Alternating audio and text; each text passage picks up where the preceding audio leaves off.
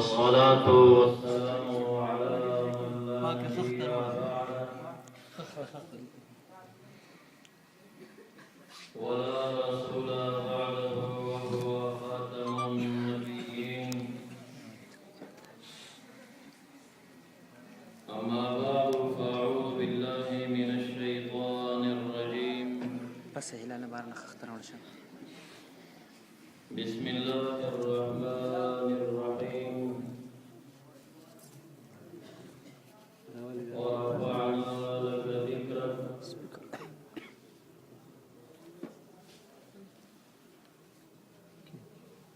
وقال رسول الله صلى الله عليه وآله وصحبه وسلم: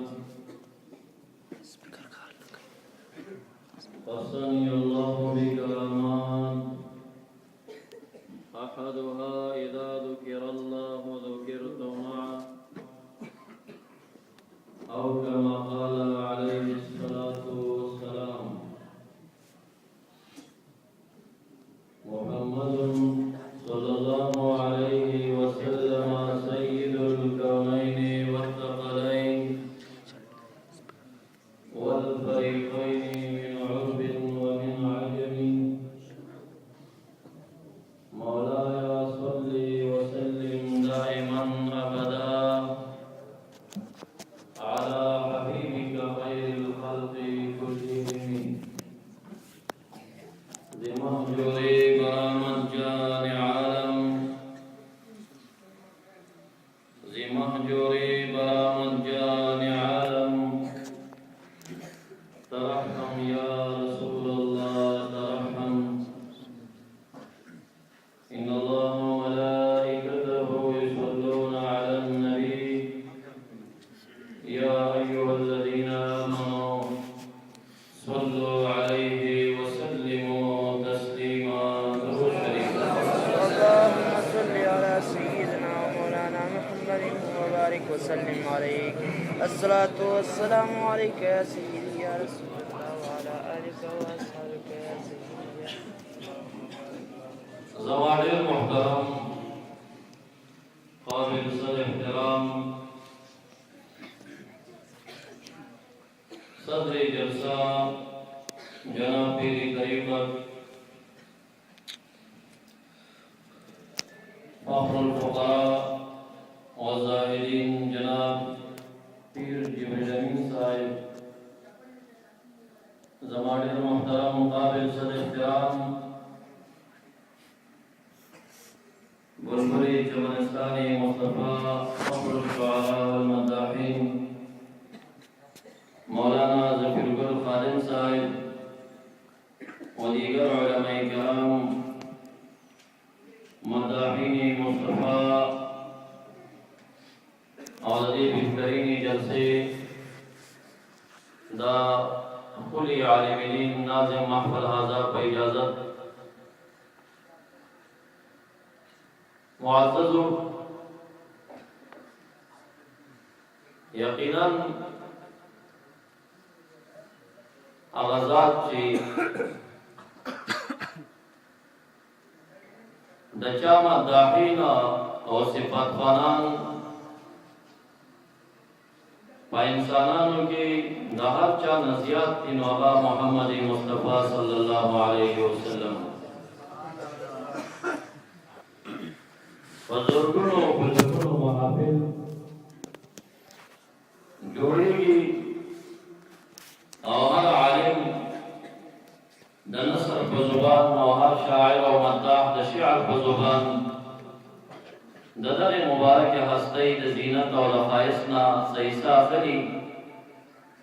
وچائی صفات تمام در سولی دی.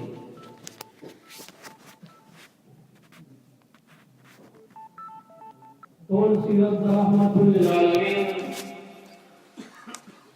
اور طول صورت محمد مصطفیٰ دا انسان دا وسط تعریف نبار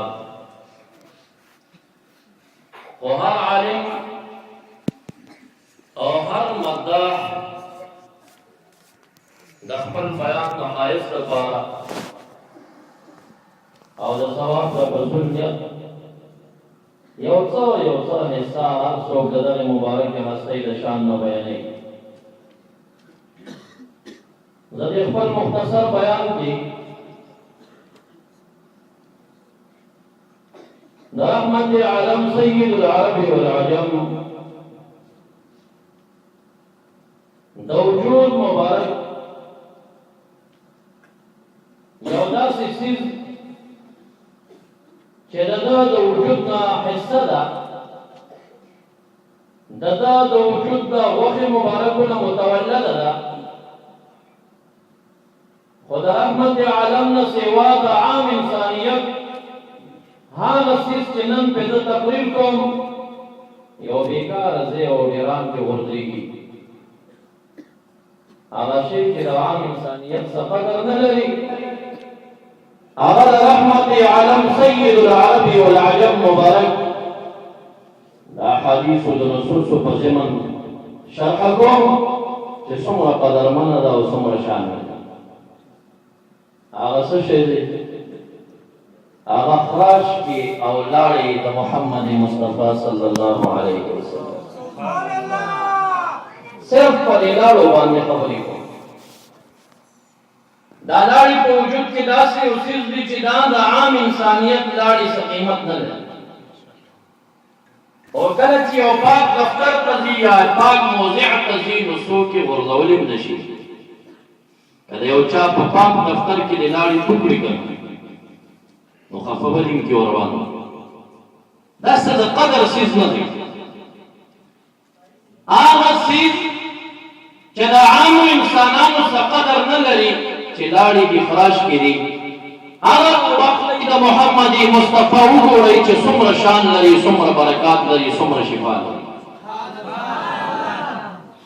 د ټول عقلا یې پویان یې هوښیاران یې نو سوچ وکړئ چې هر کله لاړې دومره قیمتي دي، دومره د برکاتو ډکې دي، دومره اعلان هغې کې د بیماریو شفا تولیده. سوچ کوئ چې خپل ذات مبارک د ده به څومره شان لري او څومره به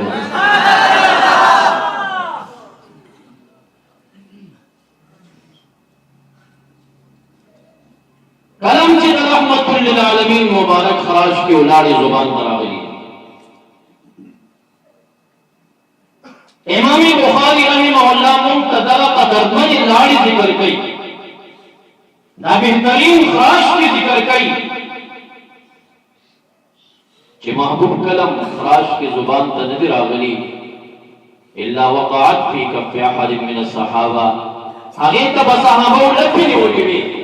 د محبوب دا قیمتي لاړې او خراش کې به ځمکې ته نه تلې بلکې د یو صحابي په لاس به پرېوتې. او دویم دې روایت کې راځي ثم یجلسون علی وجوههم وصدورهم. او هر صحابي لاس ته به چې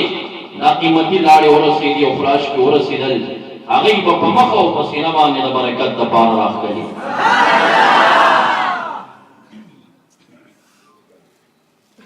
د امام بخاری دا دویم جلد کتاب المغازی په حواله باندې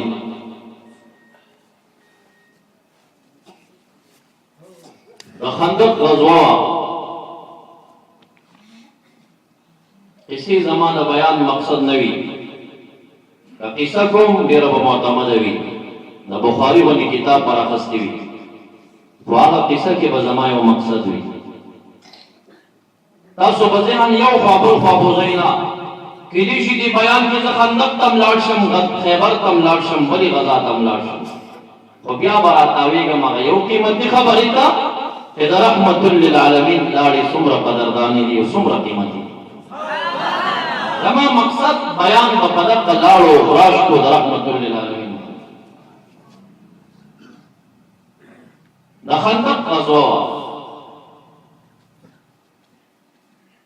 کافران 10,000 کسان د مدینې منورې په حمله را روان شو. مختلف قبایل جمع شو. د مدینې منورې په دې اړخ باندې چې کوم اړخ نه نور راخېږي بني قریظه پراته وو. هغې سره د محبوب یوه صلحه شوې وه چې د خپل کلي د خوا نه به یو قوم زموږ باندې د جنګ لپاره نه پرېږدي. نو خطر د شا د اړخه نه و. د مدینې منورې نه د قبلې په اړخ هلته قبله په دې اړخ ده او د شام په اړخ باندې د کجورو باغونه وو او د کجورو په باغ کې جنګ نه کېږي او د مدینې منورې نه د لور پرې اتو په اړخ لږ مایله دا اړخ یو خوړ و دلته باغونه نه وو. تمام خطر مدینې منورې ته د دې اړخ و. سلمان فارسی رضی الله تعالی عنہ سره محبوب مشوره کوي تاسو په کلی کې چې کله یو قوم مظلوم وي نور په ظالم وي څه کوئ؟ وی مظلومین د خپل کلي نه خندق تاوئ. د هغې مشوره ومنلې شوه او په دې اړخ د مدینې منورې کې خندق د هغې شروع شو. په لسو مرګرو باندې لس ګزه اوږده او لس ګزه سور او لس ګزه ژور توزیع او تقسیم کړي شو. خو حاجیانو حضراتو ته پته ده دا کوم ځای چې خندق ایستلی شوي دی څه خو پټ دی خو دا ځمکه هم ډېره غرنۍ وه د مدینې منورې ټوله ځمکه چې دی نو اکثره کاڼې لري. مبارک اعلان وکړه که چاته پرخه راله په عربۍ کې پرخې ته کدیه ویلی شي. که چاته پرخه راله یا کلک ځای راغی چې نه ماتېده نو بیا ما ته پیغام راوړئ هغه به زه په خپلو لاسونو ماتوم. د حضرت جابر رضی الله تعالی عنہ په برخه کې پړ داسې کلک ځای راغی. مبارک ته اطلاع میلو شو چې داسې یو ځای کې پرخه راغلې ده نه ماتېږي. مبارک راغی او چې کله دې خندق ته کوزېږي او هغه کلنګ چې په کم باندې غر خلک کني هغه اوچتای چې رحمت للعالمین گزار ورکوي هغې پرخې وکاڼې ته فصارت حسیما احیلا. امام بخاری رحمه الله روایت ذکر کوي هغه کلکه پرخه چې کوم دی داسې زره زره شوه چې هغه د شګو یو اواره شګه پوړنده او روانه شګه ترېنه جوړه شوه. خو د دې سره یو پړق او برېښنا مو شوه چې د هغې سره د شام د قیصر روم ماڼۍ وپړقېدي او مبارک وفرمایل چې دا کومې ماڼېګانې ښکاره شوې دا به زما امتیان فتحه کوي زما صحابه به فتحه کوي. خو چې کله مبارک دا کلنګ اوچته و نو د ده د قمیص لمن ورسره اوچته شو. درې شپې درې ورځې رحمت للعالمین خوړلي څه نه و. خو چې کله لوږه غالبه شي د معدې حرارت راپورته شي هغه ګرمي یا د کاڼو په یخوالي باندې سړېږي. کله چې لمن اوچته شوه حضرت جابر رضی الله عنه ګوري چې د امام الانبیاء په خېټه مبارکه دوه کاڼې تړلې شوي دي.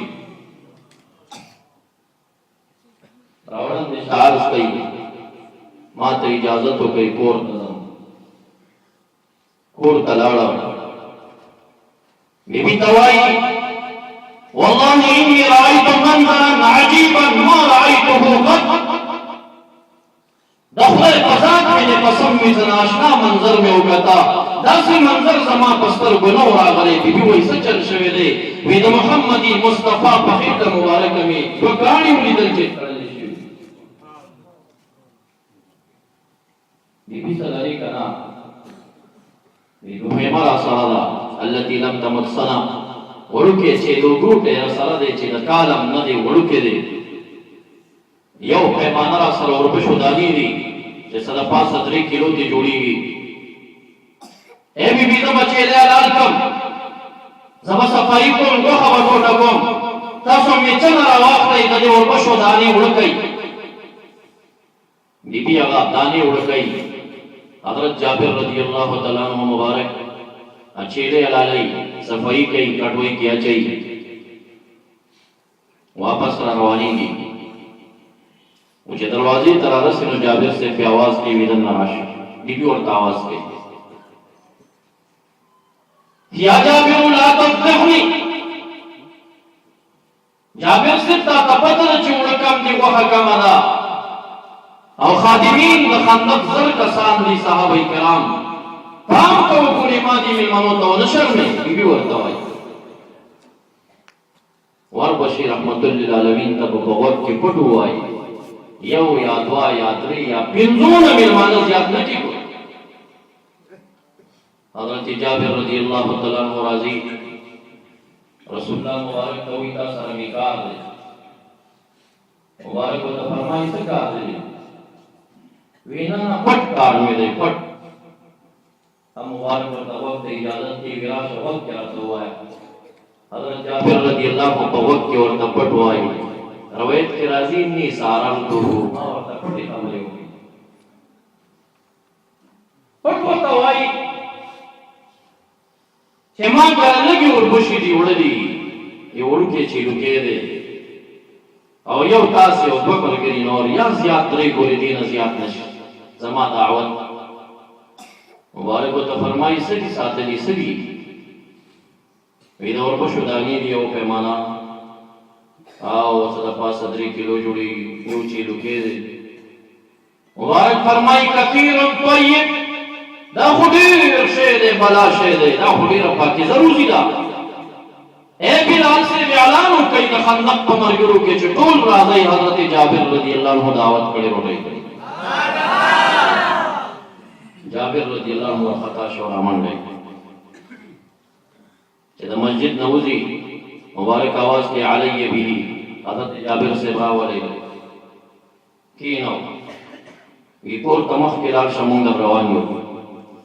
ولا تنزلن برمتكم ولا تحبطن عجينكم چې زه درغلې نه یم ګوري کټوي د نظرینه کوزه نه کوي او چې درغلې نه یم هغه وړه ګوري په تناره پورې نه کوي زه به درځم بیا به خبره او دومره مساکین دي یوه کاسه په کور کې لري په هغې کې ډېر زور بچونه 10 ملګري به پکې ناستل او زر مېلمانه ورباندې راغلل دسترخوان نشته کاسې نشته وړه کم دي غوښه کمه ده ډېر زیات خفه دی حضرت جابر صاحب چې دا څه چلو شو کور ته ځي بیبي ته وایي بیبي چې د څه شي نه یېرېږي هماغه کار پیښ شو ولې امام بومي اعلان کړی دی چې ټول صحابه راځئ جابر صاحب دعوت کړی دی د بیبي حوصله په ځای ده وایي تاسو ورته وویل چې کور کې هر څه کم دي ما ورته ویلي دي وی بیا مه خفه کېږه دا ستا مېلمانه نه دي دا مېلمانه د محمد مصطفی صلی الله هغه پوهېږي په دې باندې پرېږده چې راشي مبارک راغی کور ته دننه شو کومه کټوۍ چې په نغري پرته ده نو د هغې سر یې کوله وکړه کیسه مې درته نه کوله دې کې مې مقصد سر یې کوله امام بخاري رحمه الله حدیث ذکر کوي فبصق فیها مبارک پکې را خپلې لاړې واچولې په دې او بیا د وړو د کلپۍ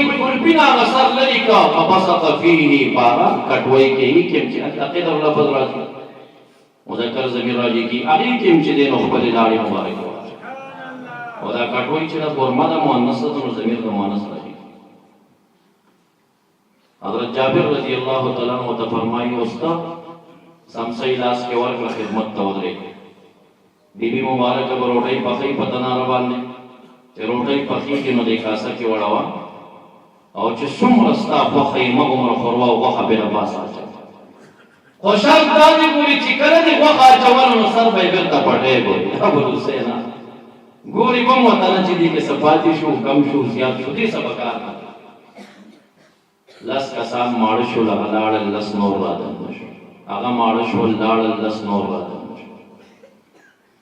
نہ نوی پینڈے کے ناستے نہ سوان نوی کا سام روٹائی اوپڑے او دے مینز کے جابر سے بی بی روٹائی کو پخولو سکڑی شو مبارک پی رحم رازی گی نایوازی تنشی پخولے دا چمگاون بی بیانی رو بارا چی روٹائی در سر پخک او چکل آخری پینڈا کے ناستا نو محمد مصطفیٰ صلی اللہ علیہ وسلم مبارک پر آخری پینڈا کے ناستا سمر صابر دے سمر مین دے پسحابہ ہوا چې دریش په درې ورځې خوراک نه دی کړی او د ډېر تکلیف د وجې نه په خپله خېټه مبارکه دوه کاڼي تړي او بیا 999 صحابه د ځان نه مخکې کوي کېدای شي د دوی به लोग जमाना ज्यादा हुई वो आखिरी पेड़ के मुबारक पप्पा लगी चेके नास तो आखिरी पेड़ अखलासीगी हजरत जाबिर रज़ी अल्लाह तआला को भी बिराल उदरिदा कसम सरवाई वल्लाहि या रसूल अल्लाह इन बुरबतना लतहुब ए अल्लाह रसूल अलैहिस्सलाम जमाने द खुदा पर कसम हुई राशि जमून का कोई तो गोई आगा चावल के संग डका कोटे न मक्का शांत डका कोटे की गोई अगर वाली अल्लाह सम जोश वही लतहुब लतफूर सम कोटी दासे बचाने में चिकिने देना परवाह का मशरी या बहुत का मशरी मुबारक हो तो फरमाए बिना से होगा दायोसा औदा आहल द मदीनी मुनव्वरी तलवगर से दलीला औदा परिचम गावण के परी कोरोना वाली तौज़े तकसीम का नहा का लाड़ी फराश की चदा आम खल्क बेकार जिक्र बोल रही अगर लाड़ी द मोहम्मद मुस्तफा सल्लल्लाहु अलैहि वसल्लम दुमरा कीमती हुई चिकला रे कटोई तवड़ो तवरसी दिनो बिया अलग सिज इलाहुल आलमीन द दुमरा सहाबा द पारा द बरकत दारगी इमाम बुखारी रहमहुल्लाह दो मवाक़िआत खैबर द गज़वी जिक्र कई सलमा बिन अक्वा रज़ियल्लाहु तआला अन्हु वो सहाबी ने पर सहाबों की खुसूसियत दे असा चेदे चा पमंड के लन्ने करने नो फिर तेज हो रखो औलासा के इंसान ब्रेक ले चेदा बदा सर मंड वाला नो असम दे पमंड के नो वाला लन्ने करे और कम कसान जातुल तरफ चिकमा गज़ोया दीगी चेगत पानियान रागई उद नबी इस्लाम नलंगर लसुखान इखला कड़ी हुई सबई आजाद नमक के दे चे तसहारा का वतले दे खबर शवे दे चे नबी इस्लाम नलंगर को खुचा हमला कड़ी दा अगर दे सलमा बिन अक्वा रज़ियल्लाहु तआला पैवाज जान बांधी अगर टूल लखकर कब शिकस्त और कड़ी उखान की सारी कड़ी हो देर सादा ली गनीमत की हो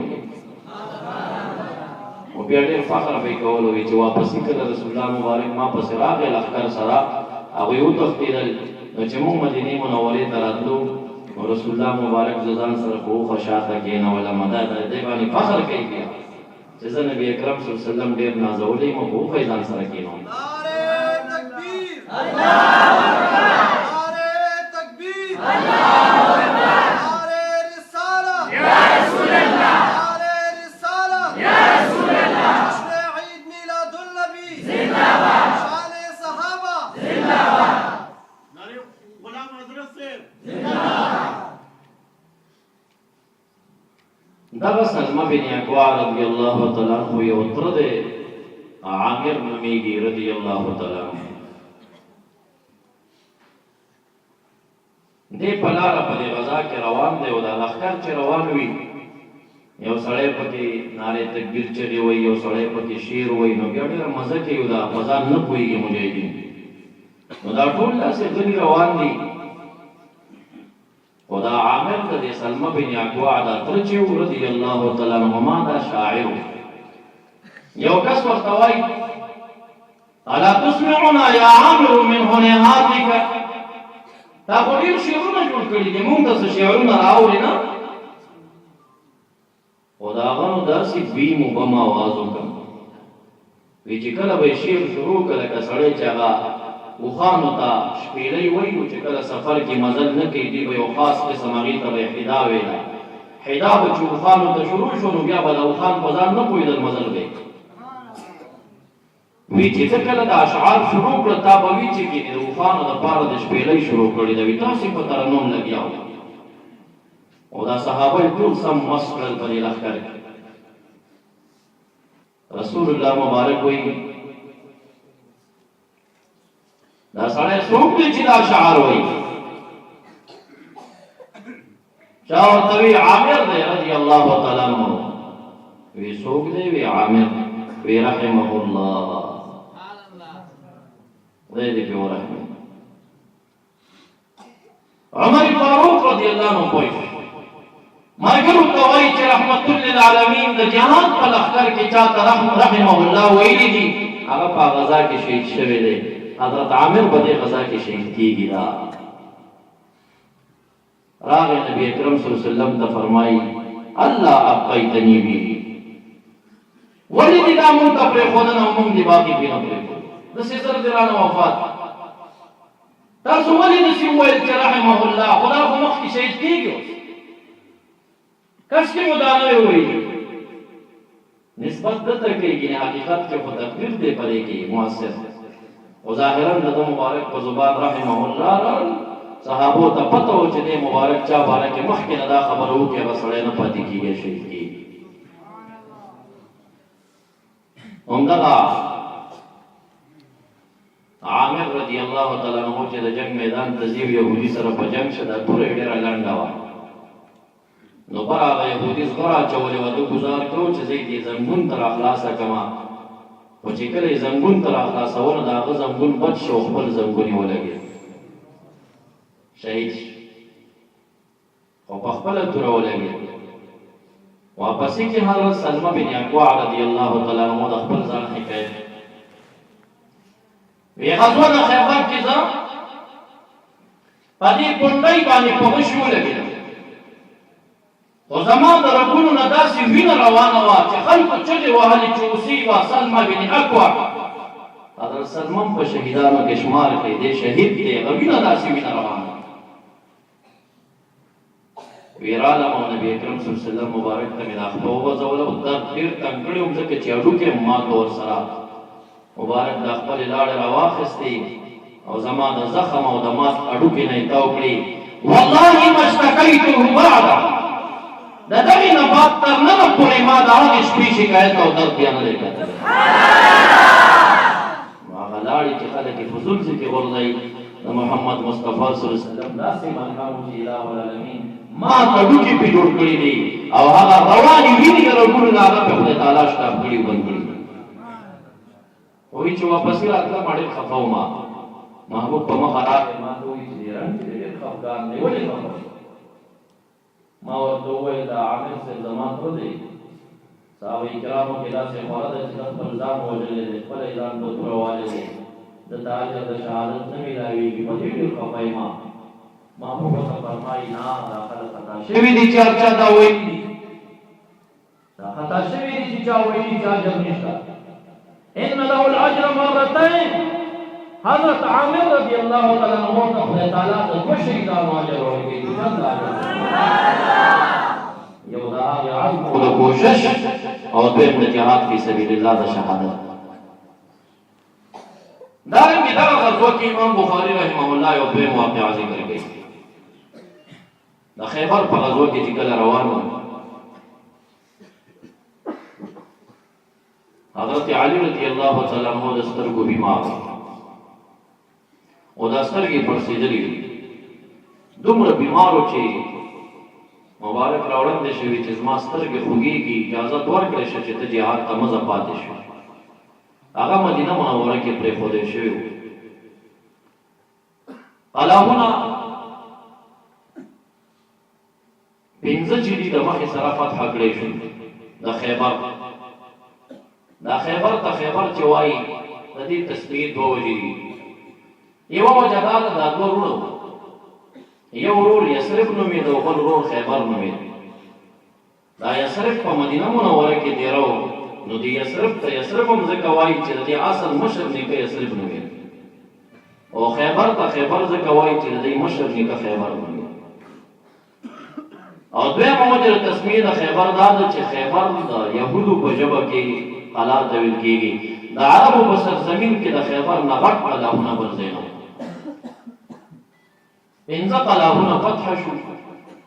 شپږمه قلعه چې و په هغې کې یو پهلوان او مرحب نومېده د ده ډېر نوم غږېد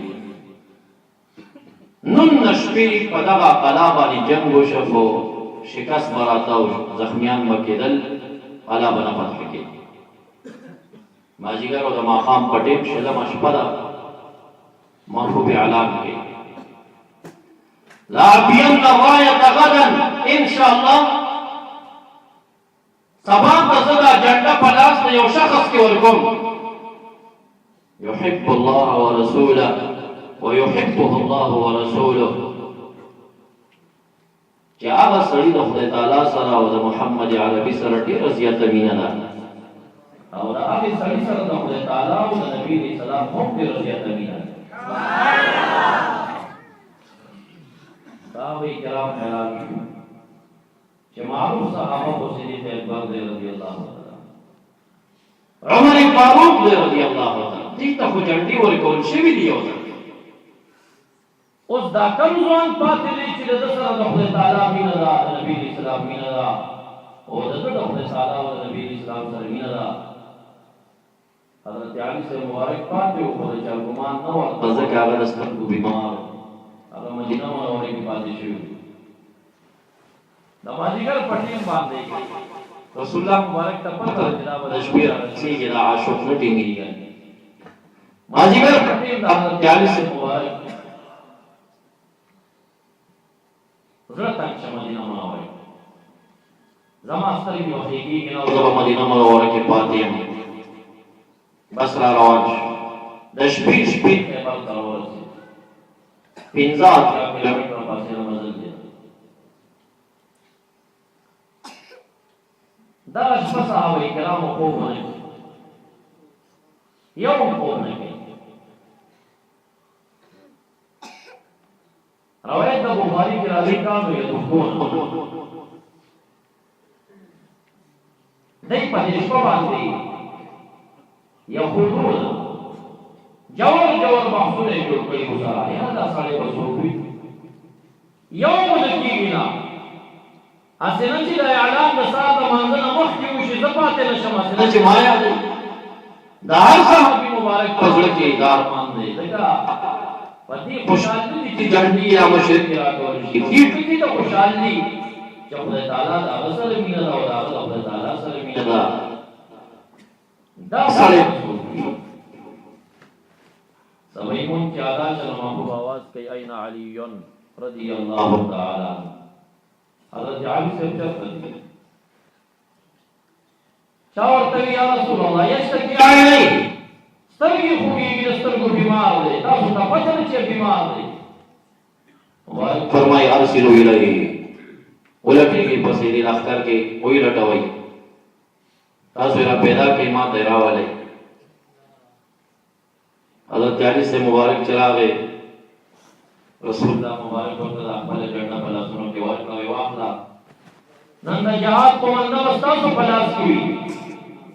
دا تمام صحابه وستاسو د جنډې د لاندې جنګي او د شپې نه د اعلان هم کړی چې دا په لاسونو وفات هم کېږي چې کله دروازې ته ورنږدې شو د دروازې د غټ دیوال په سر باندې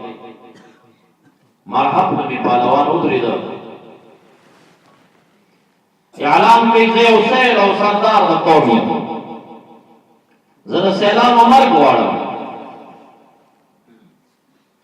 یعنی ما سر یوزل پالوانیو کئی بیارا سر عام جمع شروع کئی خود دیوال دبر نیو اعلان انا اللذی سمیتنی امی مرحبا زاغه پهلوانیم چې ما ته مور د مرحب نومې ښځې او زه چې کله میدان جنګ ته وړاندې شم نو بیا په دې صفونو کې رانه پهلوانان پټېږي د لاندې نه حضرت علي صاحب مبارک جواب ورکوي انا الذي سميتني امي حیدرا زاغه څوک چې مور ما ته د حیدر نومې ښځې او زه چې کله میدان جنګ ته راځم نو پهلوانان داسې تښتي لکه زمری چې میدان کې وي ګیدړان منډې وهي زه دا څوک دی ما ته خو د عربو سرزمین کې داسې جواب چا نه و راکړی ته څوک یې وی انا علي بن ابي طالب ابو طالب صاحب زوی یم علي یم کرم الله وجهه او دې پهلوان یې اعلان کړی د دې یو قیمتي فول په سر باندې جنګي فول چې څه قسم کلاوي ټول به راوړ او پای باندې گزار کوو نو ماته ده نه او عربو کې دا اعلان کړو چې څوک راځي زه به ورته داسې ولاړ یم ما دې په سر ووهي که زما جنګي خول چا مات کړې که نه بس زه به مړ شم خون دې نه غواړم خو که مات یې نه کړ نو دویم ګزار به زما وي بیا به ټینګېږي دا چیلنج یې چا نه و قبول کړی ځکه هغه خول داسې خول و چې ماتېده نه هېڅ قسم فولادي توري ماتولی نه شو حضرت علي صاحب مبارک ته راکوز شو مخامخ ودرېده وی زما دا چیلنج دی چې په ما به اول یو سړی ګزار کوي زما سر دا خول به ماتوي دی مبارک څومره مطمئن دی اطمینان لري ورته وایي نه نه چیلنج دی خپل کار کوه دا اول به زه درته ولاړ یم خپل ګزار ته چلوه ستا نه وروسته به ته ما ګزار کوي او چې پت مبارک ګزار وکړ په ډال باندې نه یې دفاع دومره بوټ او زور پرې راغی چې دا زنګونان یې قط شو بیا اوچت شو دی د ونې هم په خلفاو کې لګېږي او چې کله د ده نمبر راځي او خپل د تورې ګزار ورباندې کوي نو اوچت شو او چې کله یې د هغه د محبر او بیده او جنګي خون وهله هغه مات شو او دا سر یې د جامې پورې وشکېده او لنډې پرېوته او صحابه کرامو د لرې نه نندارې کولې یو د الله اکبر ناره راغله او داسې زنګوي ورته ولیدې چې حتی جاوبته الجبال چې د مدینې منورې خوا ده د خیبر په غرونو کې زنګاوې لاړې داسې اواز و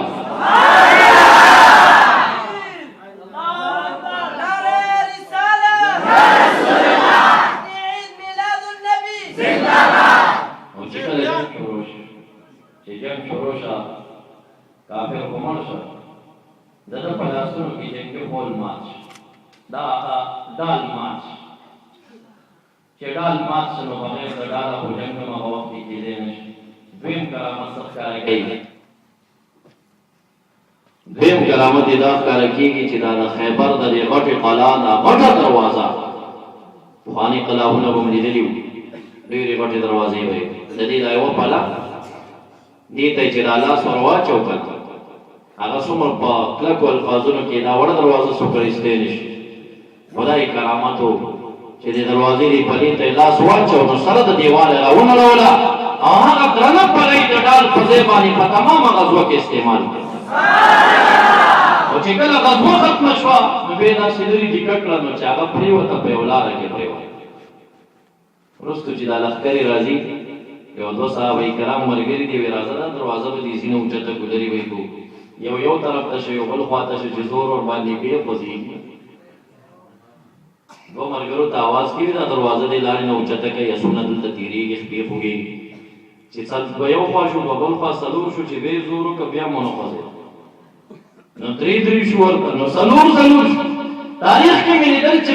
پنځه ملګري یعنې لس کسان ورته ملګري شو نو په ډېر همت او په زور یې هغه دروازه د لارې نه اوچته کړه یو طرف ته یې کېښود دې تمامه غزوه کې د ډال په ځای استعمال کړی و کرامت دی دا ظاهري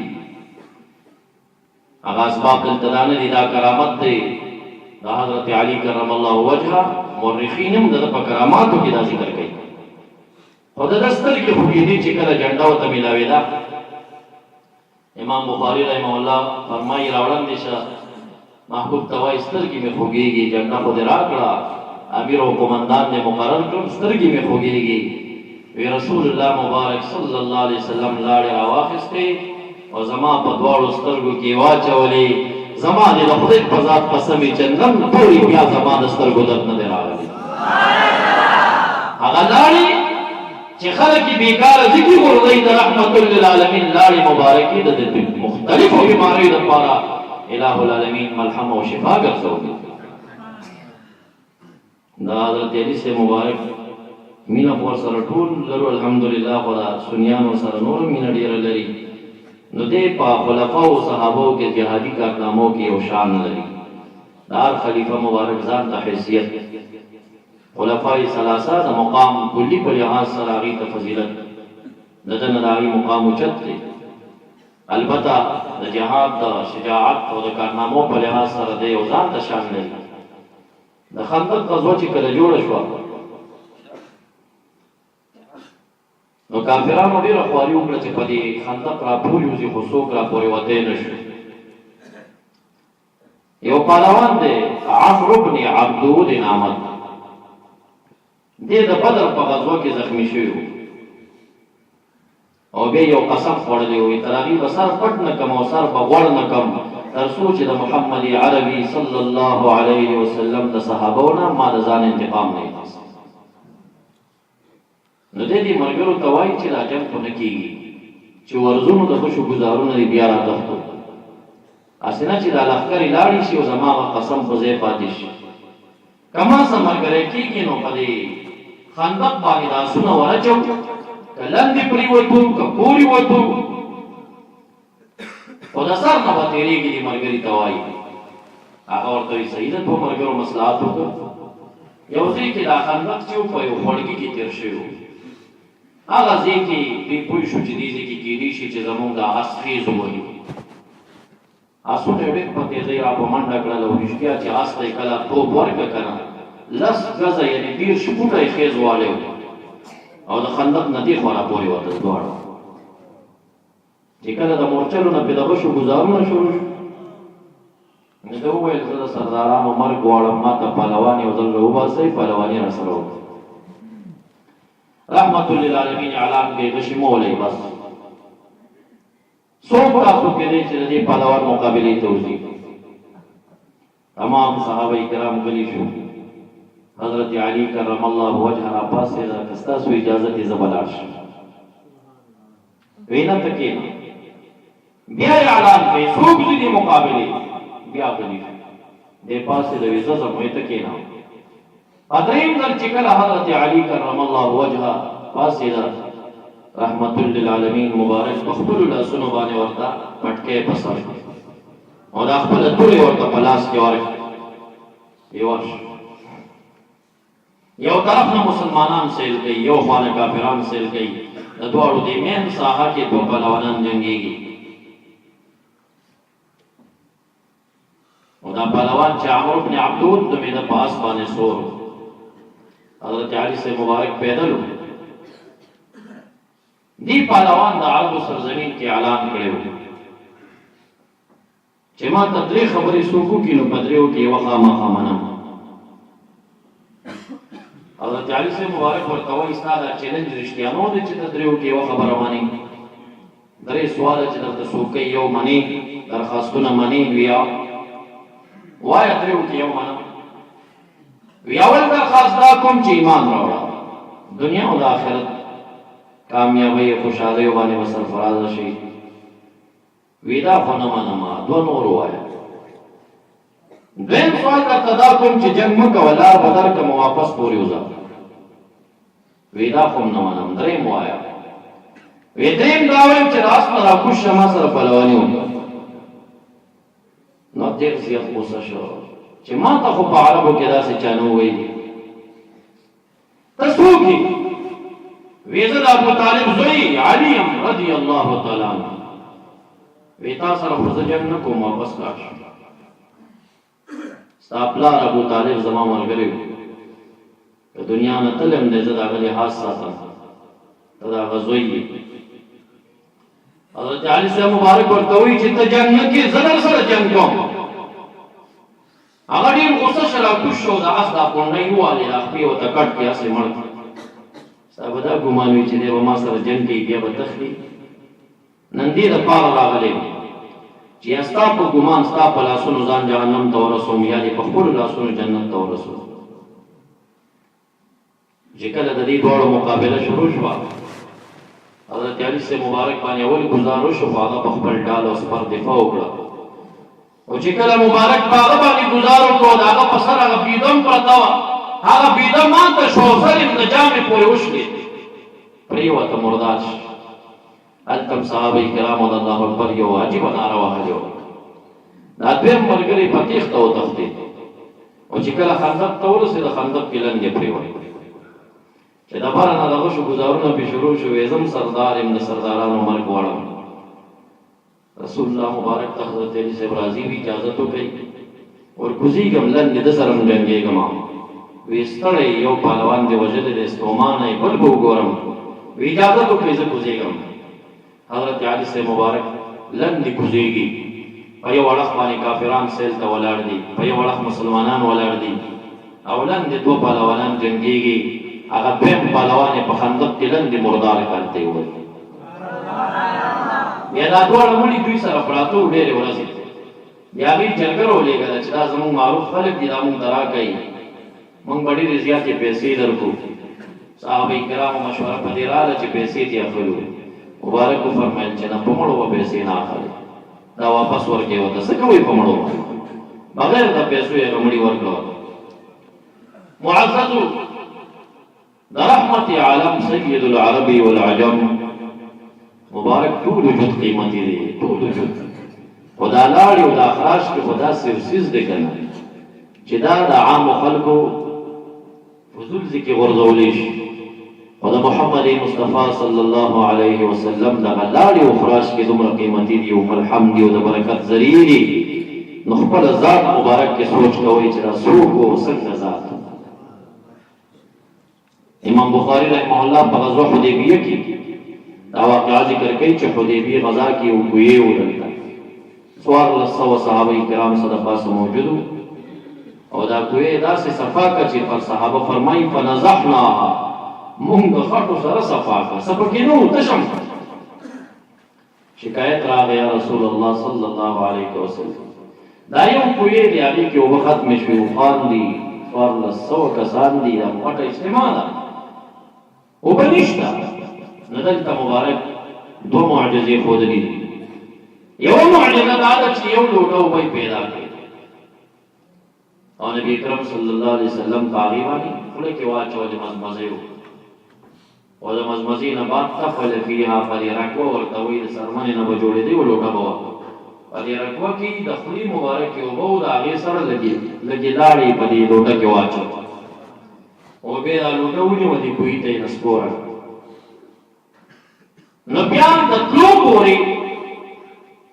1400 سره پاسه صحابه چې دلته څومره شپې تېروي د دې کوهي نه اوبه وباسي دا اوبه نه ختمېږي او چې کله روانېږي نو دا دومره اوښان او د هغې باندې چې کوم مشکونه او کم د سفر اسباب د اوبو ورسره وو هغه ټولې ډک کړل د ځان سره خو دا اوبه ختم نه شو د محمد مصطفی صلی الله علیه وسلم د لاړو د برکته او دغلته ډېرې شپې شوي دي یوه ورځ دویمه معجزه دلته دا ښکاره شوه چې مبارک دلته اودس کو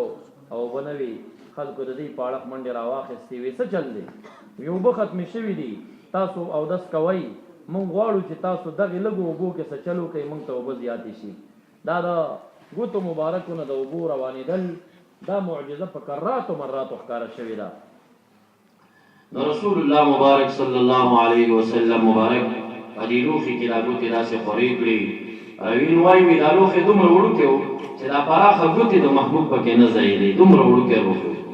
او چې کله یې پکې دا ګوتې داسې کېښودې بس د دې ګوتو نه اوبه روانې شوې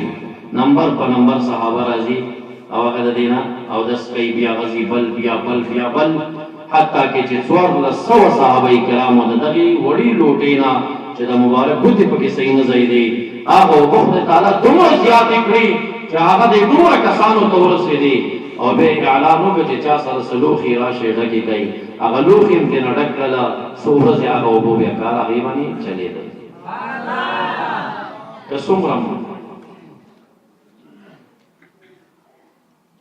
څومره مونږه د دغې ذات په شان کې څه وایو نو هسې خپل بیان ښایسته کوو که نه باقي د هغه شان کې به مونږ څه ووایو مورخ به څه ووایو مصنف به څه ووایي دا ټول صرف مونږ د خپل بیانونه ښایسته کوو چې د مبارک صفت کېږي څنګه وي خواته ناست یې او که دا اوس د بل چا کیسه وي همداسې بیان وي ټول ورته وده ناست وي بیا نو د هغه په بیان باندې شاعر شعر ښایسته کوي او د هغه په صفت باندې مقرر تقریر ښایسته کوي د هغه په صفت باندې مصنفین کتابونه ښایسته کوي نن مې د جمعې په بیان کې د تاریخ ابن عساکر په حواله باندې دا روایت خپلو عوامو وروڼو ته پیش کړ چې حضرت آدم علیه السلام خپل بچي شیش علیه السلام ته نصیحت کوي وصیت کوي ورته وایي یا بنیا ای زما بچیا اذا ذکرت الله کله چې خدای تعالی یادې فاذکر محمدا معه نو د خدای تعالی د ذکر سره د محمد مصطفی ذکر خامخا کوه ولې ویزه چې کله خدای تعالی پیدا کولم او زه د اوبو د خټو وسط حالت کې او ما کې څنګه روح واچولی شه ما د عرش په قوایمو باندې ولیدل چې مکتوبا لا اله الا الله محمد رسول الله اے بچی تا اسمانونو ته نه تللی ګوري زه په دې اووه اسمانونو کې ګرځېدلی ما په اووه اسمانونو کې ما یو ځای نه دی کتلی مګر مکتوب و په هغې باندې اسم محمد صلی الله علیه وسلم وې بچی ته جنت ته نه تللی او زه ګورې جنت ته تللی ما د جنت د تمامو قرآنو په سینو باندې محمد لیکلی شوي صلی الله علیه وسلم او په جنت کې چې څومره پاڼې وي د ونو په هره پاڼه باندې محمد لیکلی شوي صلی الله علیه وسلم نو چې هر کله د خدای تعالی ذکر کوي نو محمد عربي یادوه ورسره ځکه محبوب فرمایي خصني الله بکرامات خدای تعالی زه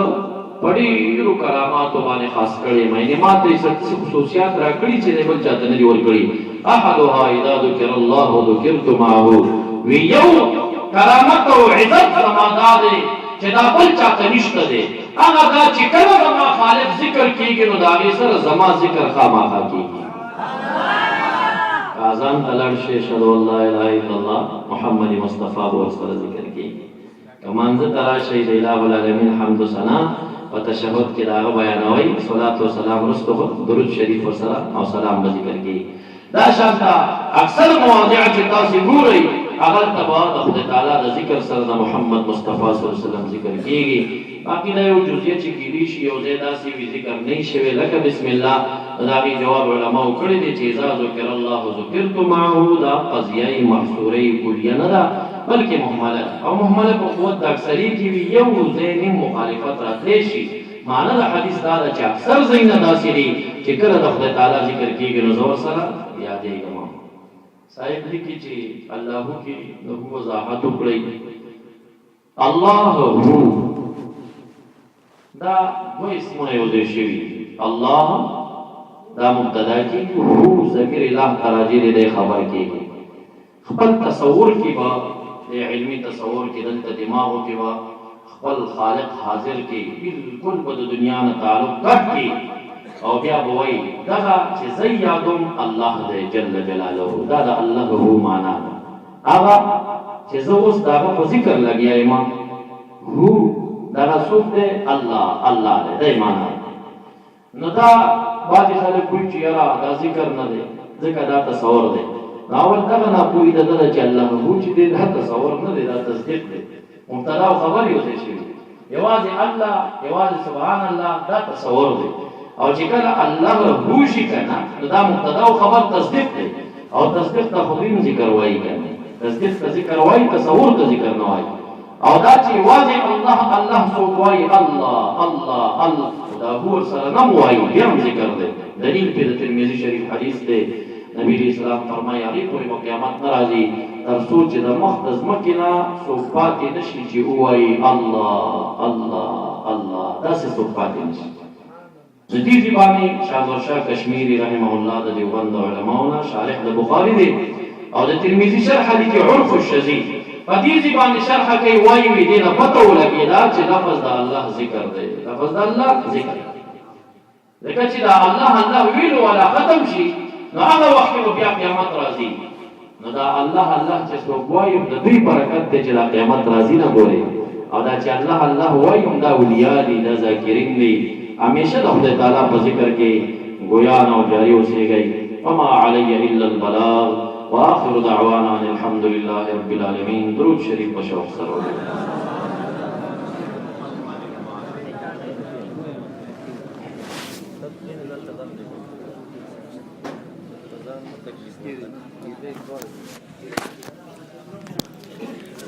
اللهم